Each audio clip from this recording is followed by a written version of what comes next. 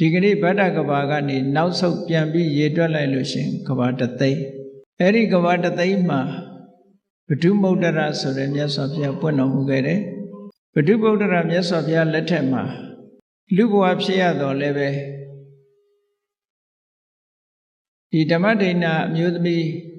အလောင်းလျာလေးဟာသူတစ်ပါးရဲ့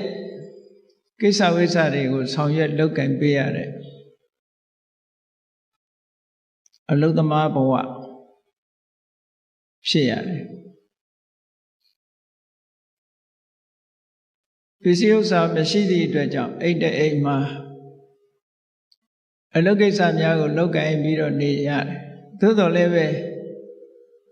သူ့မှာဉာဏ်ပညာထက်မြက်ခြင်းဆိုတဲ့အရည်အသွေးနဲ့ကိုယ်ချင်းတရားကောင်းမွန်ခြင်းဆိုတဲ့အရည်အသွေးနှစ်ခုသူ့မှာရှိတာတွေ့ရတယ်တထေးအိမ်တဲ့အိမ်မှာအလုပ်လုပ်ရင်ထိုခေတ်ထိုကာလတုန်းကရေချိုးဖို့တို့သုံးဖို့တို့ဆိုတာမြစ်ကိုသွားပြီးတော့ရေခတ်ကြရဒီနေ့တော့သူမြစ်ကိုရေကဆင်းရင်းနဲ့ဗုဒ္ဓမုဒ္ဒရာမြတ်စွာဘုရားရဲ့လက်ဝဲတော်ရဲ့အကသာဝကရှင်သူဇာတာတဲ့အဲ့ဒီမထေနဲ့လမ်းမှာပက်ပင်းမှာကြုံတွေ့ရင်ရေကသွားရင်စားဖို့ဆိုပြီးတော့ယူလာတဲ့မုတ်ကောင်းတော့ကောင်းမဲ့မုတ်တော့မဟုတ်ပါဘူးခုခေတ်အိန္ဒိယနိုင်ငံမှာဆိုဘရိုဒီဆိုတဲ့မုတ်ခြုံကိုပြပြီးတော့กินထားတဲ့မုတ်မျိုးအဲ့ဒီမုတ်ကတခါတရံသူတို့ခပိုက်ထဲမှာတို့အဝတ်ထဲမှာညှက်ပြီးတော့ယူလာလမ်းမှာအစာပြေစားဖို့ဆိုယူလာတဲ့မုတ်လေးတရားပေါက်ပြီးတော့အဲ့ဒီမထေမြတ်ဆွမ်းကံဝင်လာတာတယုတသိလက်စုံမှုတ်ပြီးတော့သူ့မုတ်ကလေးကိုလှူလိုက်တယ်လှူလိုက်တဲ့အခါကျတော့မထေမြတ်ကလည်းဒီမျိုးသမီးလေးကိုချီးမြှောက်တဲ့အနေအားဖြင့်မကတ်ခံတဲ့နေရာမှာပဲတင့်တော်တဲ့နေရာလေးထိုင်ပြီးတော့အဲ့ဒီမုတ်ကိုဖုံးပြီးသုံးဆောင်ဝမ်းသာလိုက်တာသူလှူတဲ့မုတ်လေးကိုဖုံးပေးတယ်ဆိုပြီးတော့ဝမ်းသာရုံနဲ့မကဘူးဒီမုတ်ကလေးတစ်ချက်နဲ့တော့ဒီမထေမြတ်ဝမှာမဟုတ်ဘူးဆိုပြီးတော့အိမ်ကိုပင့်လာတယ်အိမ်ရောက်တဲ့အခါကျတော့သူ့ရဲ့အလုရှင်အိမ်ပိုင်တထေးကြီးကလည်းတရားကောင်းသူဖြစ်တော့ဒီမျိုးသမီးလေးပင့်လာတဲ့သူဇာတမထေကိုအိမ်မှာဆွမ်းခဲဝဲဘောဇဉ်ချိုးချင်းရတာဖြားဖြားလေးဆက်ကလှူဒန်းလို့အဲ့ဒီဓမ္မဒိဏလောင်းအမျိုးသမီးလေးကိုကျေးဇူးတင်တဲ့အနေနဲ့အစိကံအဆင့်ကနေပြီးတော့ချွေးမအဆင့်ပေးထားတယ်တဲ့ချွေးမအဆင့်ဆိုတော့သူကအလွန်အဆင့်မြင့်သွားပြီပေါ့အဲ့ဒီချွေးမအဆင့်ပေးလိုက်တဲ့အခါကျတော့စတဲ့တဘိုးတိုးပြီးတော့ကုသိုလ်ကောင်းမှုတွေလုပ်ငကိုယ်တည်းကအသိဉာဏ်ထက်မြက်သူကိုချင်းတရားကောင်းသူဖြစ်တော့မြတ်စွာဘုရားအကြောင်းတော်သွားလို့တရားဓမ္မနာဒီနေ့တော့မြတ်စွာဘုရားကတရားဟောပြောတဲ့နေရာမှာထူးချွန်ထက်မြက်တဲ့အမျိုးသမီးဘိက္ခုနီတူဦးကိုဧတရေဘွယ်သူဖြင့်ချီးကျူးမြောက်စားနေတာပရိသတ်ထဲမှာတွေ့ရတော့အမတန်မှအားကြတယ်အားကြလို့ဘုရားမှုရှိတဲ့တန်ဃာတော်တွေကိုပင့်ပြီးအလှကြီးတန်းကြီးလုပ်ပြီးတော့အဲ့ဒီဘိက္ခုနီမမျိုးဖြစ်ပါရစေလို့ဆုတောင်းတယ်ဒါကိုလိုချင်တဲ့ဆုတစ်ခုကတော့တောင်းတဲ့တယ်လို့ဒီလိုဆိုတယ်နော်ဆုတောင်းမှုမရှိဘူးဥပမာပဲဣဒံမေပုံညာနိဗ္ဗာနတပစ္စယောဟောတုဆိုတော့နိဗ္ဗာန်ကိုပဲဆုတောင်းတာတော့နိဗ္ဗာန်ရမှာတော့သိချတယ်ဘယ်ဘဝနဲ့ရမယ်ဆိုတော့သိချဘူးဆုတောင်းတော့မယ်ဆိုလို့ရှိရင်တော့လိုအပ်တဲ့အရေးချင်းတွေကတော့တတ္တာရှိဖို့လိုတယ်သီလရှိဖို့လိုတယ်သုတ္တဆိုတာရှိဖို့လိုတယ် စာကဆိုတဲ့ဆွန့်လွတ်မှုရှိဖို့လိုတယ်ပညာဆိုတဲ့အသည့်ရှိဖို့လိုတယ်အဲ့ဒီတရား၅ပါးပြည့်စုံပြီဆိုလို့ရှိရင်ဘဝတစ်ခုဌာနတစ်ခုဆူတောင်းတဲ့နယ်လို့ထေရဆရာကြီးကဆိုထားတယ်အကယ်၍ဆူမတောင်းဘူးဆိုရင်ဘဝတို့ဂတိတို့မမြဲဘူးတဲ့ဖြစ်ချင်တဲ့ဘဝဖြစ်မှာပဲသို့တော့ကောင်းတဲ့ဘဝတော့ကုသိုလ်ကြောင့်ဖြစ်မှာတော့သိကြတယ်ပေါ့အဲကြောင့်ဥဒိချက်ကလေးတစ်ခုနဲ့ဆူတောင်းတဲ့နယ်ပေါ့နိဗ္ဗာန်ဆိုတာကတော့ရေပုံရအဖြစ်ဆူတောင်းတဲ့ဟာတစ်ခုဘယ်ဘဝနဲ့နိဗ္ဗာန်ရမှာမသိဘူးလေလူဘဝနဲ့ရမှာလားနတ်ပြည်မှာရောက်ပြီးရမှာလားဗြဟ္မပြည်ရောက်ပြီးရမှာလားဆိုတာမသိကြဘူးပေါ့ရတော့ရမှာပဲသို့သောကိုလိုချင်တဲ့ဘဝလေးတစ်ခုကနေပြီးတော့ယက်တည်ပြီးနိဗ္ဗာန်ကိုသွားမယ်ခုနပြောတဲ့အည်အသွေးတွေရှိပြီဆိုလို့ရှိရင်အဲ့ဒီပုဂ္ဂိုလ်ရဲ့ဆူတောင်းမှုကပြည့်တယ်လို့ဒီလိုဆိုတာ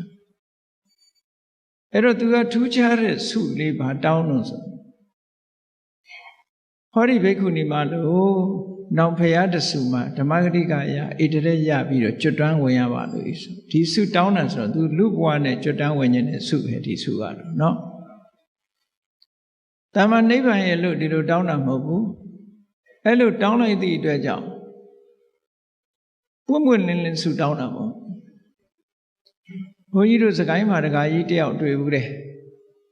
ကုသကောင်းမှုတတ်တတ်ရရလုပ်တယ်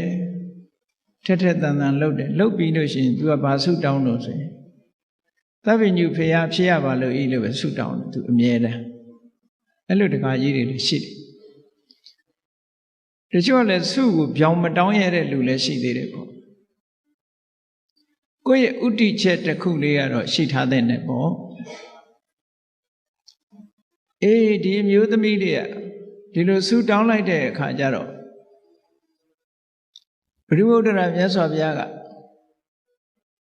အနာဂတံသလို့ခေါ်တဲ့ဝေးလံတဲ့အနာဂတ်တစ်ခုကိုမှတ်မြော်ပြီးတော့မြင်နိုင်တဲ့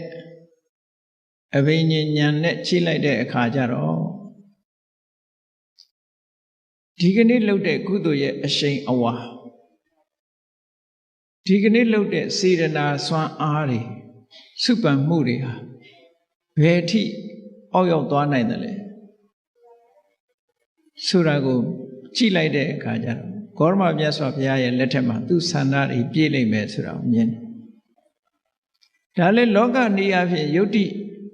ရှာပြီးတော့ကြည့်မယ်ဆိုလို့ရှိရင်မရောက်သေးတဲ့ဟာကိုကြွတင်ပြောလို့ရလားလို့ဆိုရတာရှိတာပေါ့။ဥပမာထင်ရှားတာပြောမယ်ဆိုလို့ရှိရင်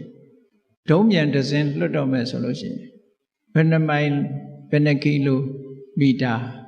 ရောက်မယ်ဆိုတာမလွတ်ခင်ကတွက်ချက်လို့မရဘူးလားရတယ်သူ့ရဲ့အရှိန်ကိုကြည့်ပြီးတွက်ချက်တာပဲဒါလည်းနော်ဒီဒုံးမြန်တစ်စင်းပြတ်လွတ်လိုက်တာဘယ်နေရာကိုရောက်မယ်ဘယ်ပြစ်မှတ်ကိုထိမှန်မယ်ဆိုတာကျွတ်တင်ပြီးခံမှန်းပြောထားတဲ့အတိုင်းထိမှန်သွားတာတွေရောမရှိဘူးလားအေးအဲ့ဒါလို့ဒီအမျိုးသမီးရဲ့စိတ်ဆန္ဒတွေဆုတောင်းမှုတွေသူ့ရဲ့စွမ်းအားကိုကြည့်လိုက်တဲ့အခါမြတ်စွာဘုရားဘယ်အချိန်မှသူစွမ်းအားပြည့်မလဲလို့ကျွတ်တင်ပြီးခံမှန်းလို့ပြောဆိုလို့ရတယ်ပေါ့နော်အဲ့ဒါကိုပဲဗျာဒိတ်ပေးတယ်လို့ခေါ်တာအေးဂေါရမမြတ်စွာဘုရားပွင့်လာတဲ့အခါမှာဓမ္မထိန်နာဆိုတဲ့နာမည်နဲ့တရားသူတရားမြတ်ရပြီးတော့ဓမ္မဂတိကရာမှာဣတရက်ဘွယ်တို့ချင်းချီးကျူးခံရလိမ့်မယ်လို့မြတ်စွာဘုရားဖွင့်ဟပြီးတော့ဗျာဒိတ်ပေးလိုက်တာအိုးသိဝန္တာတယ်တဲ့အဲ့ဒီချက်ကုသိုလ်ကောင်းမှုတွေစတဲ့တဘူတိုးပြီးတော့တစ်သက်လုံးလောက်တာသူတို့ခေတ်ကအသက်ကလည်းရှည်တော့လူတွေရဲ့သက်တမ်းကအနှစ်2000ဆိုတော့နှစ်2000ကာလရှည်ကြာလောက်အောင်ကုသိုလ်ကောင်းမှုတွေများစွာစီးပူးသွားတယ်တည်တဲ့အခါကျတော့တာဝရိန္ဒနတ်ပြည်ရောက်တယ်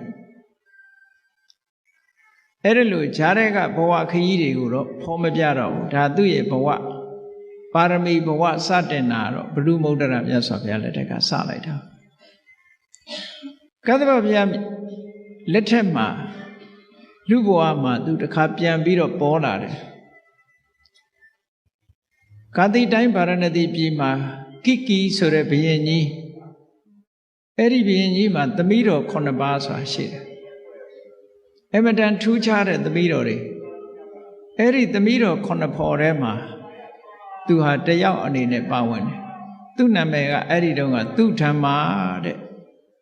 သူဓမ္မာဆိုတဲ့နာမည်နဲ့အဲ့ဒီကိကိမင်းကြီးရဲ့သမီးတော်ထဲမှာပါတယ်ဟိုကိကိမင်းကြီးရဲ့သမီးတော်တွေကလည်းစိတ်ထားညီကြလို့သူတို့ဖခင်ကြီးတော်ကြီးကိုသာသနာပေါင်းဝင်ပြီးတော့မြတ်သောအကျင့်ကျင့်ဖို့ဆိုပြီးတော့ဘိက္ခုနီမှာလှုပ်ဖို့ခွင့်ပန်တော်လဲခမည်းတော်မင်းကြီးကခွင့်မပြုဘူးခွင့်မပြုသည့်အတွက်ကြောင့်သူတို့တသက်တာကာလအိမ်အောင်မပြုကြပဲနဲ့အပြုစဉ်ဘဝနဲ့ပဲဗြဟ္မစရိယသိက္ခာပုဒ်ကိုစောင့်တည်ပြီးတရားဓမ္မကျင့်တရားနဲ့ပဲပျော်ပြီးတော့နေကြတာနှစ်2000တန်းဆိုတော့2000ကြာတာပေါ့သူကွာအဲ့ဒါလို့တရားဓမ္မတွေကျင့်ကြံကြိုးကုပ်အားထုတ်လိုက်ကြတာနောက်ဆုံးဂေါရမဘုရားရဲ့လက်ထက်ရောက်လာတဲ့အခါကျတော့ရာဇဂြိုလ်ပြည်မှာသူလူဘဝပြန်ရလာပြန်ရာဇဂြိုလ်ပြည်ရောက်လာတဲ့အခါကျတော့သူ့အဆင့်တန်းကအင်မတန်ချမ်းသာကြွယ်ဝတဲ့တထေးတူရဲ့သမီးလာဖြစ်တယ်ပေါ့တထေးသမီးလာဖြစ်အဲ့ဒီတထေးသမီးလေးကငယ်ငယ်ရွယ်ရွယ်နဲ့ပဲအိမ်တော်ရသားကြတယ်သူကဲ့သို့ဥစ္စာပစ္စည်းချမ်းသာကြွယ်ဝတဲ့ဝိတာခဆိုတဲ့အမျိုးသားတယောက်နဲ့အိမ်တော်ကြတယ်ပေါ့အဲ့တော့ဗုဒ္ဓစာပေမှာဝိတာခဆိုတဲ့နာမည်ကကျောင်းမကြီးဝိတာခါတော့လူတိုင်းသိကြတာပေါ့နော်ဒါကအမျိုးသားတထေသားဝိတာခလို့ခေါ်တယ်ကျောင်းမကြီးဝိတာခါကြတော့ဝိတာခလို့ခေါ်တယ်ပေါ့အဲ့တော့ဝိတာခဆိုတဲ့တထေသားတူနဲ့အိမ်တော်ရသားကြချမ်းချမ်းသာသာပဲသူဘဝခရီးကိုရှောက်ရတယ်အဲ့ဒီဝိတာခဆိုတဲ့အမျိုးသားကလည်းဘုရားတရားကိုအလွန်ကြည်ညိုတော့ဘုရားတရားတွေနာရင်နဲ့သူကသောတပန်အဆင့်ကနေပြီးနောက်ဆုံးအနာဂံဖြစ်သွားတယ်လူဘဝမှာနေရင်ထိုင်ရင်စီးပွားရှာရင်ကျောင်းတော်ကိုနေ့စဉ်သွားတရားနာရင်ကနေပြီးတော့အနာဂံဖြစ်သွားတယ်အေးအနာဂံဖြစ်လာတဲ့နေ့မှာကျောင်းတော်ကပြန်လာခါတိုင်းနေ့တွေနဲ့မတူဘူးခါတိုင်းသောတာပန်တို့သကရာဂံတို့ဘဝတုန်းကတော့ကျောင်းကပြန်လာတဲ့ဆိုရဲရဲမောမောနဲ့နော်ပျော်ပျော်ပါပါကြီးအဲ့ဒီပြန်လာတာအိမ်ရောက်တဲ့အခါကျတော့အိမ်ဘဝကနေပြီးတော့ဓမ္မဒိဏကစီးကြူပြီးတော့လက်ကမ်းတယ်သူ့လက်ကိုဆွဲပြီးတော့အိမ်မော်တက်တာဒါလုံနေကြလို့ဖြစ်နေတယ်အနာဂတ်ဖြစ်လာတဲ့နေ့ကျတော့လာကြတဲ့ကစက္ခုံတွေချလာအိန္ဒြေရဘယ်မှသိမကြည့်တော့မျက်နာကလည်းခတ်တီတီနဲ့လာတာဓမ္မဒိဏကခါတိုင်းလိုပဲအိမ်ဦးကနေစီးကြိုပြီးတော့လက်ကမ်းတော်လဲလက်မဆွဲတော့ဘူးတဲ့အဲ့ဒီနေ့မှာမျက်နာကလည်းတီတီတန်းတန်းနဲ့လက်မဆွဲပဲနဲ့အိမ်မော်တက်ဓမ္မဒိဏရဲ့စိတ်ထဲမှာတော့စိတ်ထဲမှာမကောင်းဘူးပေါ့ခါတိုင်းနဲ့မတူဘူးအမူအရာပြောင်းနေတယ်သို့တော့သူကြည့်လိုက်ရင်လည်းစိတ်ဆိုးတဲ့တဏ္ဍာတော့မရှိဘူးဆိုတာသူကဲခတ်လို့ရတယ်ပေါ့မမေးဘူးနောက်တည်းထမင်းစားတဲ့အချိန်ထိအောင်ထမင်းစားတဲ့အခါကျတော့ခါတိုင်းဆိုလို့ရှိရင်ဖွဲရစကားစမြည်တွေပြောလို့ထမင်းစားရင်းနဲ့ဘယ်ဟင်းကကောင်းတယ်ဘယ်ဟာမကောင်းဘူးနဲ့စသဖြင့်ကောင်းလို့ရလေးတွေအရသာရှိတယ်မရှိတာတွေပြောပြီးတော့စားလေးရှိတယ်အဲ့နေ့ကျတော့ဘုန်းကြီးတစ်ပါးဆုံးဖုံးပေးနေတယ်လို့ဘာမှမပြောတော့ငြိမ်ကြွေးတာနဲ့ပဲစားဘာမှမပြောမပြောရင်လည်းမဟုတ်ဘူးစားတော့ပြီးတာနဲ့တပြိုင်နက်လက်ဆေးပြီးတော့ထသွားတယ်တဲ့အဲ့ဒီမှာလဲဓမ္မဒိဏအကဲခတ်စိတ်မကောင်းဖြစ်တယ်စကားစမြည်အေးအေးသာသာပြောတဲ့အခါကျတော့ဓမ္မဒိဏနဲ့နှစ်ယောက်တည်းအေးအေးသက်သက်သာသာထိုင်ရင်စကားပြောတဲ့အခါကျဘာပြောတော့ဆိုရင်ဒီကနေ့ကစပြီးတော့ အိတ်စီးပွားရေးတွေငါမစီမံတော့ဘူးမဲမဲစီမံတော့ရှိသမျှငွေကြေးဥစ္စာဓနတွေကိုလည်းမင်းကိုအကုန်လွှဲတယ်ဆိုတဲ့စကားပြောလာတယ်ပေါ့အနာဂံပုဂ္ဂိုလ်များကကာမအာယုန်တွေနဲ့ပတ်သက်လာလို့ရှိရင်သူတို့မှခံစားလို့တဲ့စိတ်လုံးဝမရှိတော့ဘူးအဲ့ဒီစကားပြောလာတော့ဓမ္မဒိဏကသူကအကဲခတ်တယ်ငါပေါ်စိတ်ဆိုးတာတို့မကျေနပ်တာတို့မရှိတာတော့သိကြတယ်ပေါ့လူတယောက်ဟာမကျေနပ်ဘူးစိတ်ဆိုးတယ်ဆိုရင်သူပစ္စည်းတွေလွှဲမှာမဟုတ်ဘူးသူများပေးပြချင်းပေးပြမှာသူတော့ပေးမှာမဟုတ်ဘူးပေါ့နော်အခုတော့ပစ္စည်းဥစ္စာတွေကိုလွှဲတာထောက်တော့ငါပေါ်မကျေမနပ်ဖြစ်တာမဟုတ်ဘူးဘာဖြစ်လို့များဒီလိုလွှဲတယ်လဲသူကတော့ဘာလို့မှလဲဆိုတာကိုမေးမြန်းတဲ့အခါကျတော့ငါကတော့မင်းကြွေးသမျှနဲ့ပဲအေးအေးဆေးဆေးနေတော့မယ်အလုပ်ကိစ္စတွေအိမ်တော်မှုကိစ္စတွေငါတခုမှမလုပ်တော့ဘူးဘာဖြစ်လို့တုံးလို့ဆိုတော့ဒီကနေ့မြတ်စွာဘုရားရဲ့တရားကိုနာရတဲ့အခါကျသူ့တဏ္ဍမှာကာမရာဂနဲ့ဗျာပါဒလို့ဆိုတဲ့ကာမဂုဏ်အာယုံခံစားလို့တဲ့တဏှာဆန္ဒအလိုမကျလို့စိတ်ထဲမှာမကြေမနပ်ဖြစ်တဲ့ဒေါသဆိုတာသူ့တဏ္ဍမှာလုံးဝမရှိတော့ဘူးတဲ့အဲ့ဒီနှစ်ခုပြောက်သွားအဲ့ဒီလိုပွင့်ပွင့်လင်းလင်းပြောဆိုလိုက်တဲ့အခါကျတော့ဓမ္မဒိဏကလည်းစဉ်းစားတယ်နေပါဦး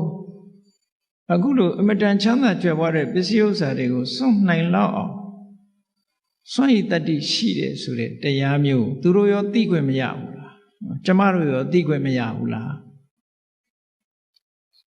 ဆိုတော့သူကပြောတယ်ဟာအကုန်လုံးသိခွင့်ရပါတယ်တရားဆိုတာအမျိုးသားအမျိုးသမီးကြာမမရွေဘယ်သူပဲဖြစ်ဖြစ်တရားရဲ့အရသာခံစားသိရှိနိုင်ပါတယ်ဒီလိုဆိုရင်ကောင်းပြီတဲ့သူကလည်းအပြတ်ပဲနော်ရှင်အနှင်းတဲ့ပစ္စည်းတွေအိမ်တော်ရေးကိစ္စတွေကျမတောင်းမယူဘူးဘိက္ခုနီဘဝပြောင်းတော့မယ်ပေါ့ဘိက္ခုနီဝတ်မယ်ဘဝလည်းဝမ်းမြောက်ဝမ်းသာခွင့်ပြုလိုက်တယ်သူကလည်းဗိမိတာရမင်းကြီးနဲ့အလွန်ရင်းနှီးတယ်ရင်းနှီးတော့ဗိမိတာရမင်းကြီးကအကုန်လုံးစီမံပေးတယ်စီမံပေးတော့ဘုရားကျောင်းတော်သွားပြီးတော့ဘိက္ခုနီဝတ်တယ်သူတို့ကတထေးတွေမြို့ရဲ့မျက်နှာဖုံးလို့ပြောမှာပေါ့ခုခေတ်လို့ဆိုဒါစကြိုပြေကမျက်နှာဖုံးတထေးကတော့တမျိုးလုံးဟာအုပ်အော်တောင်းလဲအမတန်ချမ်းသာအသက်လည်းငယ်ငယ်ရှိသေးတယ်ပစ္စည်းဥစ္စာတွေအကုန်စုပြီးတော့ခုခေတ်လို့ဆိုရင်သီလရှင်ဝတ်သွားတယ်ပေါ့နော်ဘိက္ခုနီမှာဝတ်သွားတယ်ဆိုတော့တအုပ်လုံးတမျိုးလုံးဟာအုံအုံကျက်ကျက်ထူးဆန်းတဲ့သတင်းတစ်ခုအနေနဲ့ပြောနေကြပတ်စံချမ်းသာတဲ့ပုဂ္ဂိုလ်ဆိုတော့လေလာတွေ့တဲ့ပုဂ္ဂိုလ်တွေကအများကြီးလေမိတ်ဆွေတွေဘိက္ခုနီဝတ်သွားတဲ့အခါလေဘိက္ခုနီမှာကြောင်းလာပြီးတော့တွေ့ကြတာမေးကြမြန်းကြလာပြီးတော့လှူကြတန်းကြနဲ့ဆိုငါဒီမှာနေလို့တော့မဖြစ်ဘူးဆိုပြီးတော့ဘယ်သူမှမသိတဲ့တောတနေရတောချောင်းတနေရသို့မဟုတ်တောရွာကကျောင်းအဲ့ဒီလိုကျောင်းဘက်ကိုထွက်သွားလိုက်တာထွက်သွားပြီးတော့အဲ့ဒီမှာတရားအထုတ်တယ်ချိုးချိုးဆဆနဲ့တရားအထုတ်လိုက်တာတလပြည့်တဲ့အခါကျတော့ရသကျုပြည်ပြန်ရောက်လာတယ်သူပြန်ရောက်လာတယ်ဆိုတဲ့သတင်းကိုဝိတာခသူ့ရဲ့ခင်မောဟောင်းအနာဂံဥပဒကရဲ့ကြားတော့သူ့စိတ်ထဲမှာတမျိုးဖြစ်သွားတယ်နေစမ်းမအောင်တရားအထုတ်မယ်ဆိုပြီးတော့ခုခေတ်လို့ဆိုရင်ရိတ်တာသွားတယ်ပေါ့နော်ရိတ်တာဝင်တာတလပဲရှိသေးတယ်ပေါ့တရားအထုတ်မယ်ဆိုပြီးတော့သွားတာအခုတလပဲရှိသေးတယ်ပြန်ရောက်လာပြင်းပြီးတော့လူများပြန်ထွက်ချင်လို့လားဘာလို့များပြန်လာတာပါလဲလို့သိချင်လာတယ်ဒါလည်းသဘာဝပဲနော်သို့တော်လည်းပဲသွားပြီးတော့ခုခေတ်လူတွေဆိုရင်ဘယ်လိုမေးဘာလို့ပြန်လာတာတော့ဟုတ်လားတရားအထုတ်နေတာဟုတ်ကဲ့တန်းနဲ့ဘာလို့ပြန်လာတော့ပြင်းလို့လားလူထွက်ချင်မလားနဲ့မေးကောင်းမေးလိုက်ပဲဝိသခတကကြီးကအဲ့ဒါလို့မမေးဘူးသိရင်ကျေးတယ်သူကမတော်ဘူးအဲ့ဒီမေးခွန်းမျိုးသွားမေးတာသူ့စော်ကားရရောက်တယ်ပေါ့အဲ့လိုမေးရင်စော်ကားရရောက်တာပဲဟုတ်တယ်လေပြင်းသလားလို့ဆိုလို့ရှိရင်ဒါလူပြင်းဆိုတဲ့အဓိပ္ပာယ်မျိုးကဲ့ရတာတပိုင်းပါနေသေးတယ်ဟုတ်ကဲ့လား လူထွက်ချင်လို့လားဆိုလဲသူ့ကိုထင်သေးတဲ့သဘောပါနေတယ်လေအဲ့ဒါကြောင့်မို့လို့အဲ့ဒီမေကွန်းမျိုးကိုရှောင်တယ်သူကမမေးဘူးသွားပြီးတော့တွေ့တယ်တယုတသိတလေးတစားဓမ္မဒိဏထေရီမသွားတွေ့ပြီးတော့သူအခက်ခတ်ကြည့်တဲ့အခါကျတော့အင်ပြင်းတဲ့ပုံစံတော့မရှိဘူးတရားထုတရားမြတ်ရလာပုံရတယ်ပေါ့သို့တော်လည်းသူမေကွန်းနေမေးမယ်မေကွန်းနေမေးလိုက်တာဘယ်လောက်မေးတုံးဆိုရင်မေကွန်းပေါင်း90ကျော်သူမေးတယ်အဲ့ဒီသူမေးတဲ့မေကွန်းတွေကိုစာပေကျမ်းဂန်မှာမှတ်တမ်းတင်ထားတယ်သုလဝေထံလသုတ်ခေါ်တယ်မေကွန်းမေးလို့အဖြေရလာလို့ရှိရင်ဂျေနတ်လို့ဆက်ပြီးတော့မေးလိုက်တာမေကွန်းပေါင်း52ခုသူမေးတာအဲ့ဒီ52ခုကိုဒီကနေ့အချင်းချုပ်ကလေးပြောအောင်ဒီဓမ္မမေကွန်းတွေကသူ့ရဲ့ဓမ္မအည်အသွေးတွေအဆင့်တွေကိုသိချင်လို့မေးတဲ့မေကွန်းတဲ့ခုနကလိုလူထွက်ချင်လို့လားပြင်းလို့ပြန်လာတာလားဆိုရင်မေကွန်းကအမတန်မှမယင်ကျေးရာရောက်သည့်အတွက်ကြောင့်အဲ့ဒီမေကွန်းနဲ့မမေးဘူးသူအသိဉာဏ်ဟာဘလောက်ထိအောင်ဓမ္မအသိဉာဏ်ဘလောက်ရှိပြီးတော့သာသနာတော်မှာဘလောက်ပျော်မွေ့နေပြီလဲဆိုတာကိုသိချင်လို့တစ်ဖက်နဲ့လှည့်ပြီးတော့မေးတာတဲ့နော်အဲ့ဒီမှာပထမဆုံးသူမေးတာကသောတပန်ပုဂ္ဂိုလ်တွေဖြေရမယ့်မေကွန်းမျိုးကိုမေးတာသောတပန်ဖြစ်ပြီလားမဖြစ်သေးဘူးလားစမ်းကြည့်တဲ့သဘောပေါ့နော်ပထမဆုံးမေးလိုက်တယ်အရှင်မမြတ်စွာဘုရားကသက်ကာယနဲ့သုံးနှုံးပြီးဟောကြားထားတာတွေရှိတယ်တဲ့ဘာကိုသက်ကာယခေါ်တာလဲဒီမေကွန်းလေးကိုမေးတယ်ပထမဆုံးအဲ့ဒီမှာဓမ္မဒိဏထေရီမကလည်းမဆိုင်မတွပဲဥဒကဝိသခာသက်ကာယဆိုတာတဏှာဒိဋ္ဌိတွေရဲ့ဆွဲလန်းရာတဏှာအမြင်နဲ့ချင်းကပ်တဲ့ဒိဋ္ဌိအမြင်နဲ့ချင်းကပ်ပြီးတော့ဆွဲလန်းတဲ့ခန္ဓာ၅ပါးကိုသက်ကာယခေါ်တာပါတဲ့ဒါသူ့အဖြစ်နော်အဲ့တော့တရားတော်ပရိသတ်တွေလည်းဒါမှတ်ထားဖို့ပေါ့သက်ကာယဆိုတာတခြားဟာကိုခေါ်တာမဟုတ်ဘူးတဏှာရဲ့အာယုံဒိဋ္ဌိရဲ့အာယုံဆွဲလန်းရာဖြစ်တဲ့ခန္ဓာ၅ပါးတဲ့ရူပခန္ဓာရူပုပါဒာနဲ့ခန္ဓာဝေဒနုပါဒာနဲ့ခန္ဓာသင်္ညုပါဒာနဲ့ခန္ဓာသင်္ခါရုပါဒာနဲ့ခန္ဓာဝိညာဏုပါဒာနဲ့ခန္ဓာလို့ခေါ်တယ်တဏှာရဲ့အာယုံဒိဋ္ဌိရဲ့အာယုံဖြစ်တဲ့ခန္ဓာ၅ပါးအဲ့ဒီခန္ဓာ၅ပါးကိုသက်ကာယလို့ခေါ်တယ်လို့ဆိုသူသက်ကာယတော့သူရှင်းရှင်းသိသားပဲဆိုပြီးတော့ဆက်မေးတယ်အဲ့ဒါနဲ့ပတ်သက်ဒါဖြင့်ရှင်မရေတဲ့သက်ကာယသမုဒယသက်ကာယဖြစ်ကြောင်းတရားဆိုတာကဘာကိုပြောတာတော့ဓမ္မဒိဏဖြေတယ်ဓမ္မစကြာတဲ့အတိုင်းပဲယာယံတဏပောနုဘဝိကနန္ဒီရာဂသဟကတာတတရဘိနန္ดิနိတေယထိတံကာမတဏဘဝတဏဝိဘဝတဏဘဝတစ်ခုကိုဖြစ်စေတတ်တယ်ဘဝတစ်ခုကိုထုတ်လုပ်ပြီးတော့နှစ်သက်မှုဆွဲလန်းမှုနဲ့အတူတကွဖြစ်ပြီးဘယ်အာယုံပဲဖြစ်ဖြစ်တွေ့ရာကိုကြိုက်နှစ်သက်တတ်တဲ့တဏှာကိုပဲသက်ကာယသမုဒယဟောဒီသက်ကာယဆိုတဲ့ခန္ဓာ၅ပါးကိုထပ်တလဲလဲဖြစ်နေအောင်လုပ်တဲ့တရားဆိုတာတခြားမဟုတ်ပါဘူးတဲ့တဏှာကိုပြောတာပါ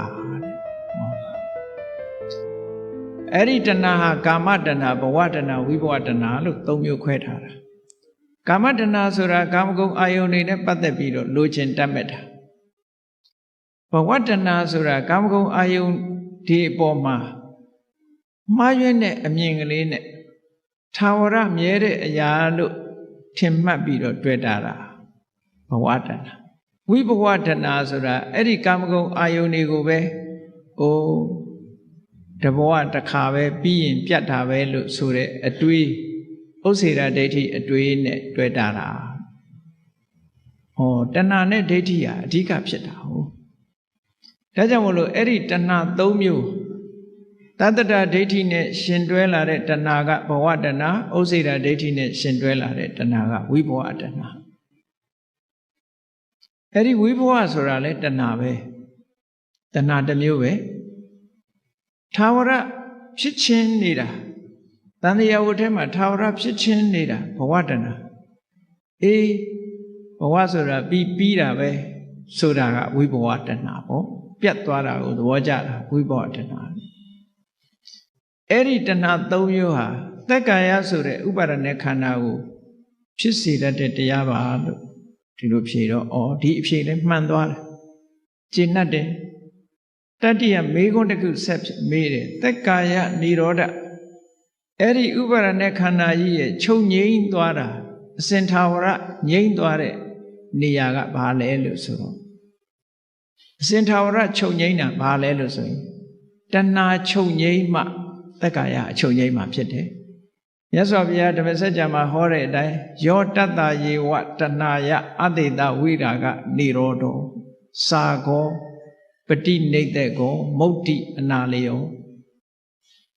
ဒါကအကြောင်းဘက်ကဖြေတာနော်အကြောင်းဘက်ကဖြေတာအကယ်၍အကြောင်းဘက်ကမဖြေဘဲနဲ့ဆိုရင်အကြောင်းမချုပ်ဘဲနဲ့အကျိုးရတယ်ဆိုတဲ့အဓိပ္ပာယ်မျိုးပေါက်သွားတယ်မြတ်စွာဘုရားကဒီသက္ကာယនិရောဓဆိုတာနိဗ္ဗာန်ကိုပဲပြောတာသို့တော့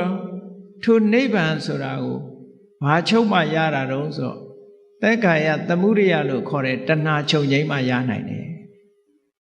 အကြောင်းဖြတ်မှအကျိုးရမယ်ဟုတ်ကလားဒါကြောင့်မို့သက္ကာယនិရောဓဆိုတဲ့ဒီဥပါဒณะခန္ဓာကြီးလုံးဝချုပ်ငြိမ်းသွားတယ်ဆိုတော့ဥပါဒณะခန္ဓာကြီးကိုထုတ်လုပ်နေတဲ့တဏှာချုပ်ငြိမ်းမှသာလင်သူကချုပ်ငြိမ်းမှာဟုတ်အကြောင်းရှိနေသေးတယ်များဒီအကျိုးကဆက်နေဦးမှာဒါကြောင့်မို့အဲ့ဒီသက္ကာယကိုထုတ်လုပ်နေတဲ့တဏှာရဲ့လုံးဝအပြည့်သက်ချုပ်ငြိမ်းသွားတာကိုသက္ကာယនិရောဓလို့ခေါ်ပါတယ်ဟောဒီအဖြေလည်းပဲလုံးဝမှန်နေတယ်ဟောနောက်ဆက်ပြီးတော့မေးတယ်ဒါဖြင့်အဲ့ဒါလို့လုံးဝချုပ်ငြိမ်းသွားအောင်ဘာကျင့်ရမှာလဲအကျင့်မှာမေးတာဘာကျင့်ရမှာမကျင့်မဲနဲ့တော့ဘာမှရလာမှာမဟုတ်ဘူးအဲ့ဒီတော့ကျင့်ရမယ်ဆိုတာတခြားမဟုတ်ပါဘူးတဲ့မြင့်မြတ်တဲ့အင်္ဂါ၈ပါးနဲ့ပြည့်စုံတဲ့မဂ်ခင်၈ပါးအကျင့်တရားကိုပဲကျင့်ရမှာပါသစ္စာ၄ပါးကိုမေးဖြေတဲ့သဘောပဲဒီမေးဖြေတွေကဘယ်ပုဂ္ဂိုလ်တွေမှရှင်းရှင်းလင်းလင်းဖြေနိုင်တော့ဆိုသောတာပန်ဖြစ်တဲ့ပုဂ္ဂိုလ်မှရှင်းရှင်းလင်းလင်းဖြေနိုင်တာဟုတ်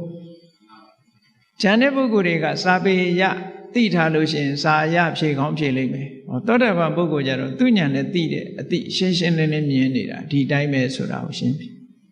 ဒီမေကွန်းလေးခုကဝိသကသထေကြီးကဓမ္မဒိဋ္ဌာဟာသောတာပန်များဖြစ်ပြီလားတရားထုတရားမြတ်ရပြီလားဆိုတဲ့မမေးပဲနဲ့သိရမယ်မေကွန်းကိုမေးလိုက်တာပဲဒါကောင်းပြီဒီမေကွန်းတွေကိုသူဖြေလိုက်တာခြေနှက်သွားအဖြေကမှန်သွားပြီအေးသောတာပန်အဆင့်ဓမ္မဉာဏ်တော့ရနေပြီပဲစိတ်ထဲမှာအေးချမ်းသွားတယ်ဘာဆက်ပြီးတော့မေးတုံးဆိုရင်ခုနကပြောခဲ့တဲ့ဥပါဒါနဲ့ခန္ဓာဆိုတဲ့သူ့အဖြေထဲမှာပါတဲ့စကားလေးကိုကောက်ပြီးတော့မေးတယ်နေပါအောင်ရှင်မာတဲ့ဥပါဒါနဥပါဒံဆိုတာနဲ့ဥပါဒါနဲ့ခန္ဓာဆိုတာတူလားတဲ့တခြားစီလားဥပါဒံကိုပဲဥပါဒနဲ့ခန္ဓာခေါ်တာလားသို့မဟုတ်ဥပါဒံဆိုတာဥပါဒနဲ့ခန္ဓာကတခြားလားတဲ့ဟောဒီမေကုန်းကိုကောက်မေးလိုက်တော့ဓမ္မဒိဋ္ဌာကမဆိုင်မတော့ပဲဖြေလိုက်တယ်ဥပါဒံကိုဥပါဒနဲ့ခန္ဓာခေါ်တာမဟုတ်ပါဘူးတဲ့အဲ့ဒီဥပါဒံဟာဥပါဒနဲ့ခန္ဓာကတခြားလည်းမဟုတ်ပါဘူးတဲ့အဲ့ဒီဥပါဒနဲ့ခန္ဓာပေါ်မှာဆွဲလန်းနေတဲ့သန္တာရာဂကိုသာလျှင်ဥပါဒံလို့ခေါ်တာပါသူဖြေတဲ့အဖြေလေးနော်ဥပါဒံကိုဥပါဒနဲ့ခန္ဓာခေါ်တာမဟုတ်ဘူးဥပါဒနဲ့ခန္ဓာမှဥပါဒံကတခြားလည်းမဟုတ်ဘူးအဲ့ဒီဥပါဒနဲ့ခန္ဓာကိုဆွဲလန်းနေတဲ့သန္တာရာဂတဏှာလေးကိုပဲဥပါဒံလို့ခေါ်ပါတယ်လို့ဒီနေရာမှာဒိဋ္ဌိကိုမဖြေဘူးတဏှာတစ်ခုတည်းကိုဖြေတယ်ဆိုတာသတိထားဖို့ပေါ့နော်အဲ့ဒါလို့ဖြေလိုက်တယ်ဖြေလိုက်တဲ့အခါကျတော့ကြည့်တဏှာနဲ့ပတ်သက်တဲ့အဖြေကြတော့ဒီအဆင့်ကြတော့သူကသောတာပန်အဆင့်နဲ့မကတော့ဘူးပေါ့တဂရဂံအဆင့်မျိုးထိအောင်ရောက်လာတဲ့သဘောရှိတယ်ပေါ့အဲ့ဒီမေကုန်းမျိုးအကဲခတ်လို့ရသွားတယ် နောက်ထပ်ဆက်ပြီးတော့မေးတယ်မကျေနပ်သေးဘူးသက်ကာယဒိဋ္ဌိဆိုတာနဲ့ပတ်သက်ပြီးတော့မေးခေါဏကသက်ကာယဆိုတာခန္ဓာ၅ပါးဥပါဒณะခန္ဓာ၅ပါးကိုခေါ်တယ်သက်ကာယဒိဋ္ဌိဆိုတာအဲ့ဒီသက်ကာယအပေါ်မှာဒိဋ္ဌိဆိုတဲ့မှားယွင်းတဲ့အမြင်ကဘယ်လိုဖြစ်လာတာတော့ဒီမေးခွန်းကိုမေးပြန်မေးတဲ့အခါကျတော့ဓမ္မဒိဋ္ဌာအဖြစ်တယ်အေးသူတော်ကောင်းတွေကိုမစိကပ်ရဘူးမစိကပ်ရသည့်အတွက်ကြောင့်သူတော်ကောင်းတရားကိုမနာရဘူးမနာရသည့်အတွက်ကြောင့်ကြာဘူးနာဝမရှိဘူးသူတော်ကောင်းတရားနဲ့ပတ်သက်ပြီးတော့လေ့ကျင့်သင်ကြားထားတာမရှိဘူးမရှိသည့်အတွက်ကြောင့်ဟောဒီခန္ဓာ၅ပါးကိုပဲအတ္တလို့ဒီလိုဆွဲလန်းသွားလို့ရှိရင်သက္ကာယဒိဋ္ဌိဖြစ်ပါတယ်အဲ့တော့သက္ကာယဒိဋ္ဌိဆိုတာဘာကြောင့်ဖြစ်တာတုံးလို့ဆိုတာသေချာစဉ်းစားကြည့်နော်သူတော်ကောင်းတရားကိုမနာရတာသူတော်ကောင်းတရားကိုကြားနာခွင့်မရတာရဲ့သူတော်ကောင်းကလေ့ကျင့်သင်ကြားပေးထားတာမရှိတာရဲ့တရားဓမ္မနဲ့အလံဝေးနေတဲ့ပုဂ္ဂိုလ်တွေဟာခန္ဓာ၅ပါးနဲ့ပတ်သက်ပြီးတော့မှားမှားယွင်းယွင်းတွေးခေါ်မှုတွေရှိလာတတ်တယ်အဲ့ဒါကြောင့်မလို့ခန္ဓာ၅ပါးကိုအတ္တအနေနဲ့မြင်လာတယ်ငါပိုင်တယ်ဆိုတဲ့အရာငါဆိုတဲ့အနေထားနဲ့မြင်လာတယ်ထာဝရခိုင်မြဲတဲ့အရာနော်အနှစ်သာရတစ်ခုအနေနဲ့မြင်လာတယ်အဲ့ဒီအနှစ်သာရဆိုတဲ့ဒီအတ္တမှာခန္ဓာ၅ပါးရှိနေတယ်ဆိုတာမြင်လာတယ်အဲ့ဒီအတ္တဟာခန္ဓာထဲမှာရှိနေတယ်လို့မြင်လာတယ်နော်ခန္ဓာဟာအတ္တရဲ့တရားအဖြစ်ဖြစ်မြင်လာတယ်မြင်ပုံမြင်နည်း၄မျိုးသွားတာသက္ကာယဒိဋ္ဌိ20လို့ခေါ်တယ်အဲ့ဒီသက္ကာယဒိဋ္ဌိ20ကိုအသေးစိတ်ဖြေလိုက်တာသက္ကာယဒိဋ္ဌိဆိုတာအဲ့ဒါလို့ရှုမြင်မှဖြစ်လာတာဆိုပါစို့ရူပံအတ္တတောသမနုပတ္တိရုပ်ကြီးကိုအတ္တလို့မြင်ပြီဆိုရင်ဒါသက္ကာယဒိဋ္ဌိဖြစ်တယ်ပေါ့အဲ့ဒါလို့မြင်တာလဲဘာကြောင့်မြင်လဲလို့ဆိုလို့ရှိရင်တရားဓမ္မမနာရလို့ဟောတရားဓမ္မနာရတဲ့ပုဂ္ဂိုလ်ကြတော့အေးခန္ဓာ၅ပါးယုတ်နံတရားဟာရုပ်ပဲနာမဲ့သူ့တဘာဝအတိုင်းသူရှိနေတယ်အတ္တဆိုတဲ့ခိုင်မာတဲ့အရာမဟုတ်ဘူးလို့ဆိုတာကိုနာကြားထားတဲ့အခါသိတယ်ပေါ့ကျင့်သုံးထားတဲ့အခါမှာလည်းပဲငါလို့ပြောเสียမရှိဘူးဆိုတာသိတယ်အဲ့ဒီလိုမှအသိမရှိဘူးဆိုလို့ရှိရင်